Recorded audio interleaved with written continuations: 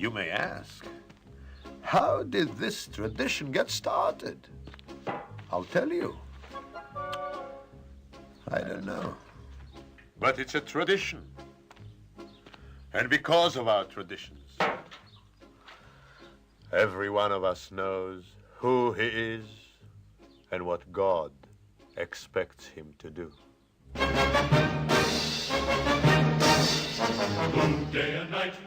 Let's Talk Torah. I am Rabbi Tzvi Jacobson with NRM Streamcast, and we'll spend our time talking Torah, learning stuff, and having fun while we learn. You can always send your questions and comments to our mailbag at letstalktorah@gmail.com, and of course I will answer as many as I can, or you can go to our webpage at letstalktorah.net.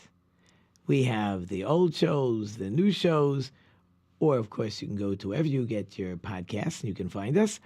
But on our webpage, you can ask questions, you can leave comments, you can even try to join the show if you wish, and of course the all-important donate button, which we ask you to push, which will help us when you donate. But that, of course, will help us take care of our costs, cover our costs here at the beautiful studios of NRM Streamcast. And, of course, we do thank you in advance. And we are top 10 in FeedSpot's 10 best Jewish book podcasts, and we are at number 5 today. So somebody sent me a letter, and it's interesting. I think he's a principal somewhere in New Jersey. And he just comes up with beautiful thoughts, things that happened to him and how it applies to teachers and how it applies to children. And he used to send it like weekly, and then it became monthly. And now if I got a half a dozen a year, it became a lot. But this was really a great thought. And I think it's great for our children, great for the end of the school year. So I wanted to share it with you. He says, "Good afternoon. A few weeks ago, arriving to school in the midst of a rainstorm, I parked in one of the remaining spots on the left side of the extended parking lot. As I was leaving my car, I tried to navigate the large puddle outside my car door when, clumsily, my car, school, and house keys slipped and fell directly into the 12-foot deep sewer pit beneath my car. Oh, man. Nothing to do but stare as I viewed my keys sink into the raging currents below. My first inclination was to rent a car for the day, retrieve my spare key at home in Brooklyn. My wife said maybe call a car key specialist, have a copy made, and it'll be a wash, right? Because anyways, you're going to need to get new keys, and you won't have to rent a car, and so back and forth. And with phone in hand, I started to dial the key specialist and then paused. In life, and certainly as educators, we never give up hope. We give it our unbridled best. We make every attempt until the last moment possible to discover the greatness within each child. With a few precious weeks left until the end of the year, we have accomplished so much for so many of our students. The past 9 months enriched the lives and minds of your children, and yet we're not done. We can still find the key to unlock the greatness of every child under our charge. As students count down the days, we should count up the days. There are untold number of raging rivers that compete for the minds and souls of our students. Do not view consistent misbehavior as a fault, but rather as a symptom of a child possibly in pain. Misbehavior is possibly a cover for some form of disability or perhaps home dysfunction. Solutions are rarely found in moments of stress. I waited for the rainstorm to pass and acquired a powerful flashlight, hoping beyond hope that the car keys might miraculously have floated to the bottom of the sewer. Approaching the grate, I noticed the flow of water had ceased and no water remained in the sewer below. Flashlight in hand, rays of light reflected off the metal.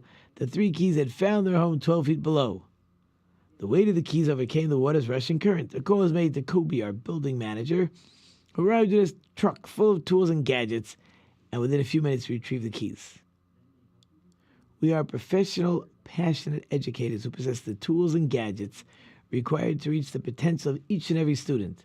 When necessary, we call upon others with additional expertise who become our partners in determining mission of unlocking the unfound. That's a great lesson. But by the way, most importantly, the battery of the key was unaffected. The water-sealed alarm key worked like a charm. Convinced my keys were a distant memory at the bottom of the Passaic River, they were simply waiting to be uncovered right below the surface. Children are amazingly resilient. Take hold of the next few weeks. When we think all hope is lost, each and every one of our students will shine with the light of your rays. Have a meaningful day. And I just thought that was such an amazing thought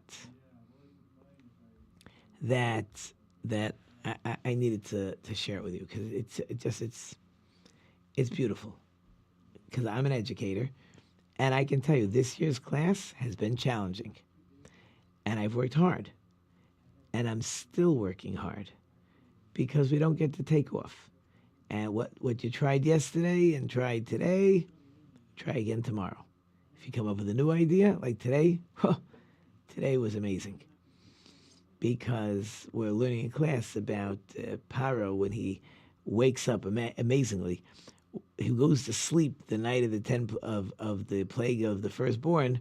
I don't know how he go to sleep, but he amazingly goes to sleep and wakes up. So everybody knows if you wake up, must be you're in pajamas. So he wakes up in pajamas, and he runs to Moses, and he doesn't know where Moses lives. So there's a famous children's song called Paro in Pajamas in the middle of the night. It's a great song. Kids love it. So I told my class, I said, I do this every year. I said, okay, today, I told them yesterday, so for tomorrow you'll bring in pajamas, you bring in teddy bears, bring in your paraphernalia. I got my speaker. We're going to dance through the hallways. We're going to dance in a few classrooms. And then I have so many parties going on right now. I said, next week, Monday, we don't have any parties. We'll get you the Slurpees. And the kids love it. I mean, the whole day, the size of some of these teddy bears. I had one sitting in my chair the whole day. I mean, they're huge. But the kids, this is like one of those days that is just a winner. And it usually happens, not usually, it always happens at the end of the year. It's a great time. Okay. So I told you in the last show, we talked about the blessings in the last show, but in this show, I want to talk about the curses. Not so much the specific curses, but more about, I think, the lesson that we need to take from the curses. And the curses are terrible. I told my class today, I think it was the Kleisberger Rebbe, if you're in any synagogue this Shabbos, when they read the curses, the pitch, the power of the Balkari is lowered. It's like he's almost mumbling, right? Talking lower, almost like we don't want to hear it, like we're scared. So the Kleisberger Rebbe, after the Holocaust, it must have been in Brooklyn, and he's in the synagogue by the curses, and like every other synagogue, the person reading the Torah is reading it in a lower tone. And he walks up and he says, louder. Okay, it's a little louder. And he says, louder. Okay, it's a little louder. He said, I said louder. And now the guy's yelling. And afterwards, the Kleisberger Rebbe said, we already went through all these curses, right? The Holocaust. And we're still standing. You read those curses out loud. Now, the fact of the matter is, in every synagogue you're in will not do that, but at least his point was made. And that, I think, is the lesson of the curses. In other words, it's true, any of these punishments are terrible. But the consolation is, at the end we get up. As we say, we rise again. I mean, as the prophets say, we're one lamb among 70 wolves, and we're still here, right? That's the miracle, our survival, right?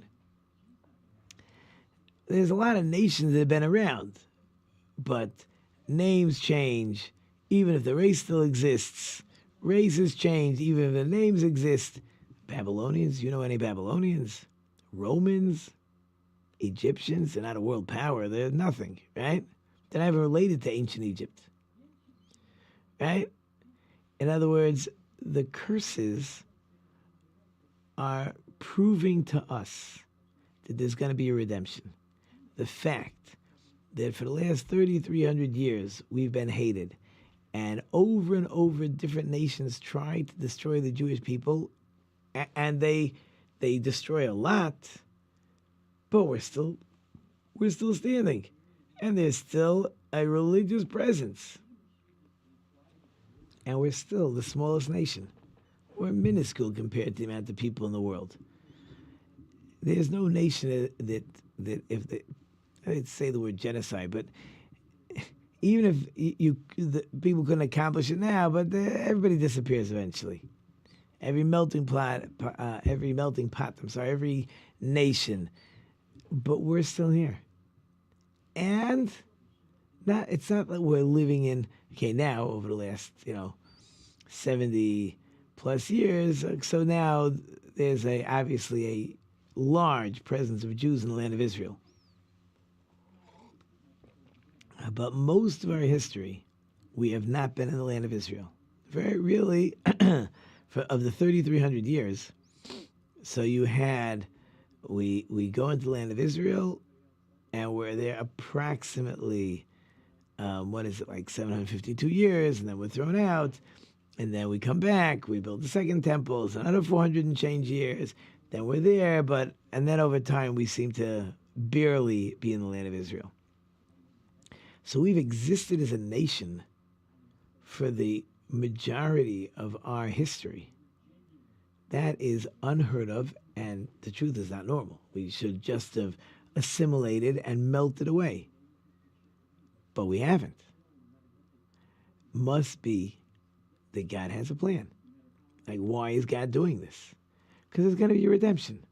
And there's going to be a third temple. And he promises that third temple is not getting destroyed. So the end is coming, right? And God will redeem us. His presence will come back to the land of Israel, rebuild the temple. But that becomes the lesson of the curses. That with all the curses over history taking place, the fact that we're still standing, that's the lesson that we need to take home from this Torah's portion.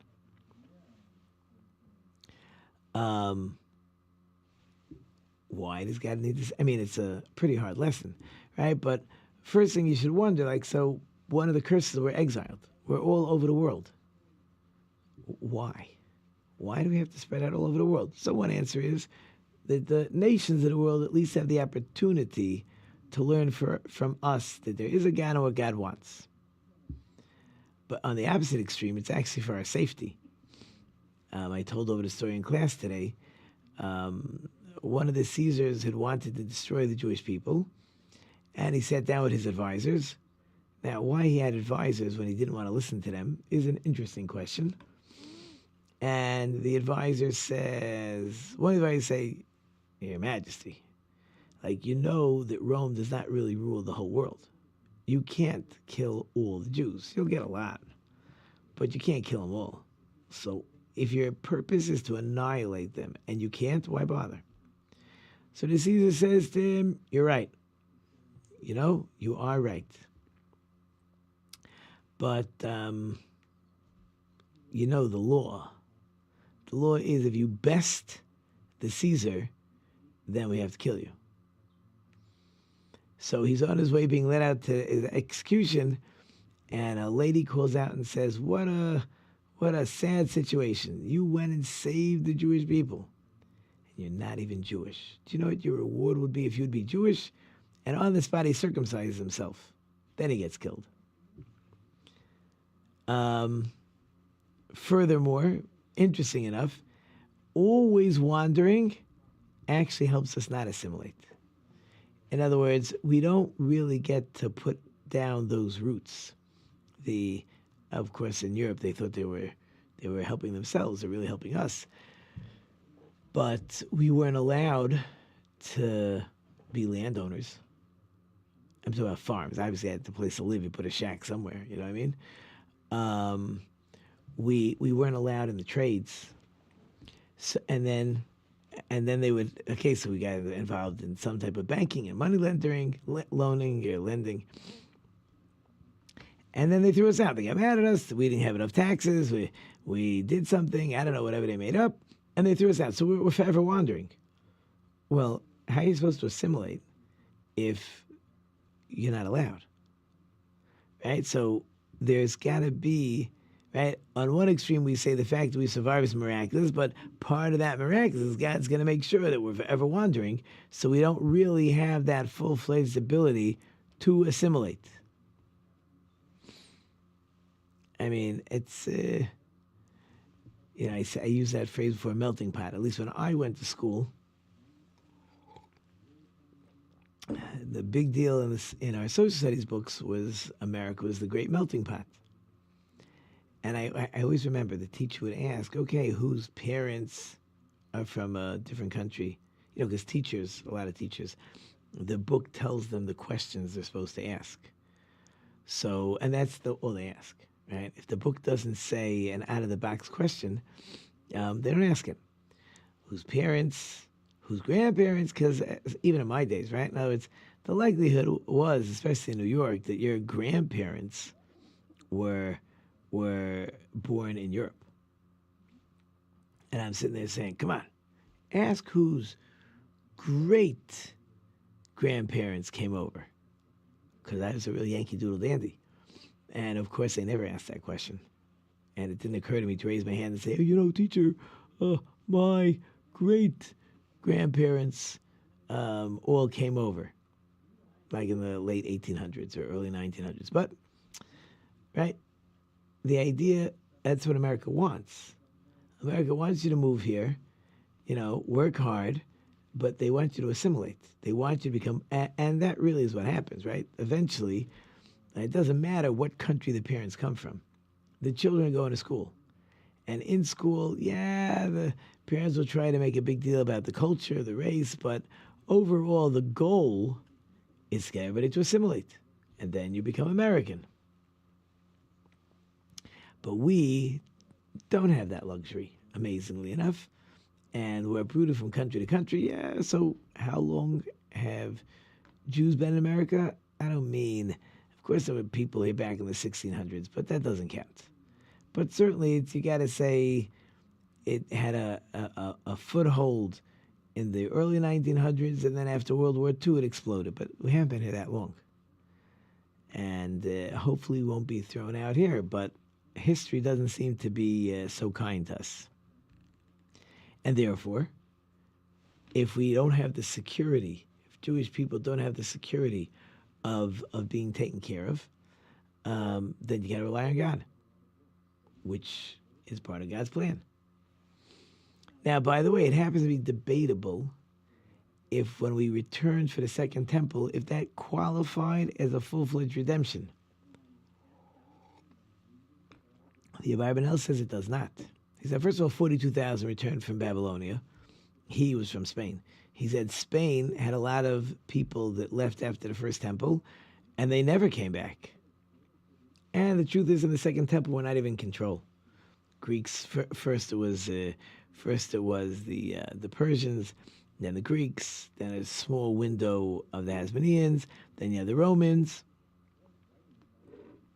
So I think that's as part one of today's show, is I wanted to give us a good feeling of, as much as we hate curses, but there's a big picture here we have to look at. So the end of the Torah portion, in case I didn't mention, it's Paras B'Chukosai, is something called Erechin.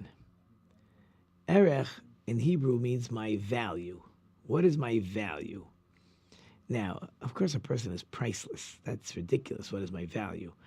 But what it really means is like this. If I were to make a statement and say, I would like to donate my value to the temple, the Torah actually gives the numbers. It's not that much money, believe it or not, because really a person has no value. Right? That's, you have to start with that first. A person has no real value. You want to say what a slave would be sold for? That's my value. I'm not a slave. Right? But there's a concept of donating your value. And it's interesting that men are worth a little more than ladies because most of the value seems to be based on physical labor. We don't care how smart the person is. We don't care how talented the person is. It doesn't go into the equation. Partially, if it doesn't go into the equation, to tell me we all have the same value. The Torah's valuation says we're all equal. And by the way, that's uplifting, right? Why would you be depressed? My valued as much as the next guy, no matter how important he or she may be. And it also teaches how powerful my mouth is. In other words, I become required. I owe the money because the words came out of my mouth. I don't get to say I was joking. I didn't realize what I said. I didn't really mean it. None of that works. None of that has any value. You say it, it's as if you wrote a contract. It's in stone. And by the way, charity works the same. If a person makes a pledge, and synagogues will do it during the year, sometimes by Yizkor, or other times they have what they call appeals. Again, one of my jobs, is I'm also a fundraiser besides a teacher. And a person can make, and I've had people make large pledges, but if it's not written down, you could chase your tail. It doesn't always have value. Some people it has value, and then they can renege on it. But if it's a very large gift, you got to get it in writing. But really, really, as far as the Torah is concerned, my speech is so powerful that once I say, I'm making this donation, it's a done deal. And again, people don't work that way. We're having a big raffle campaign right now in school, and we don't want pledges. We would rather you go to the webpage, pay for the tickets, use your credit card. It costs a few dollars. It's worth it. Because once I start billing and rebilling, I mean, by the time I finish billing the person, it costs me money to do that. It's office time and stamps and paperwork, and the most important thing is time. There's a lot of effort. So that's why more and more people are moving away from trying to get a pledge where you send a check. Just either give me your credit card or better go to the webpage, and then I'm done. There's another interesting kind of donation, and the literal translation of the verse is just impossible. It says, if a person, is being declared cherem, meaning he's donated to Hashem, he cannot be redeemed, he must be put to death. Well, if I say that I want to give, if instead of using the word erech, I use the word cherem, so there's a death penalty, and I could do it on somebody else, like what? The whole thing doesn't make sense. Therefore, of course, as always, you got to go to the Talmud. What does the Talmud say? So the most simple explanation the Talmud gives is the story here is there was a person who's being let out to be executed. On his way out to be executed, he wants to be cute, and he says, "My value on me. I want to give my value to the temple." So he figures out, slow down the process. Oh, he wants to give his value. Okay, we maybe have to sell. Where can we find the money? And how much is he worth? Torah says, no. He's on his way out to be executed. He is to be executed. He has no value. He's being executed. That's one example.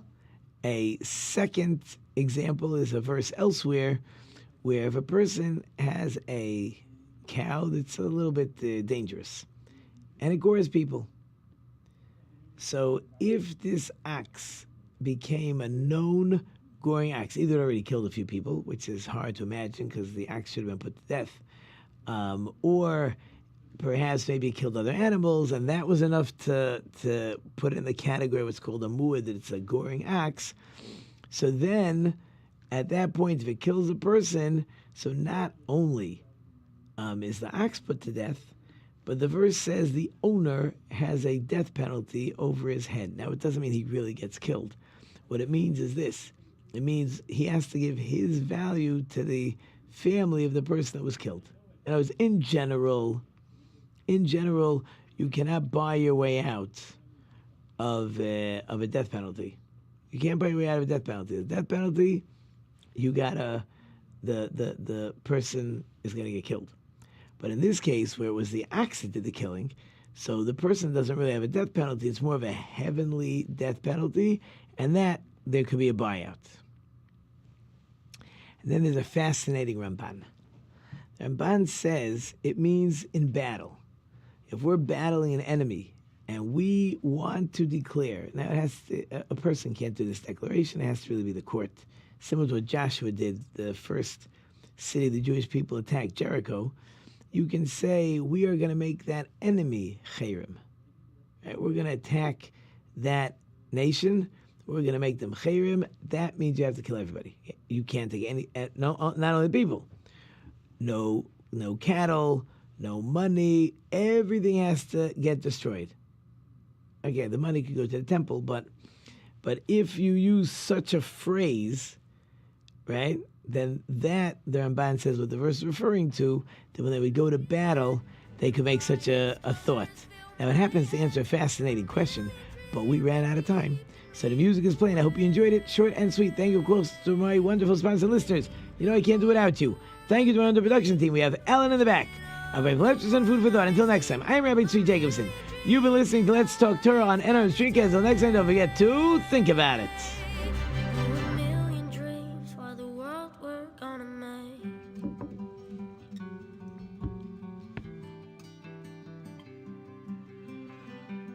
There's a house we can build.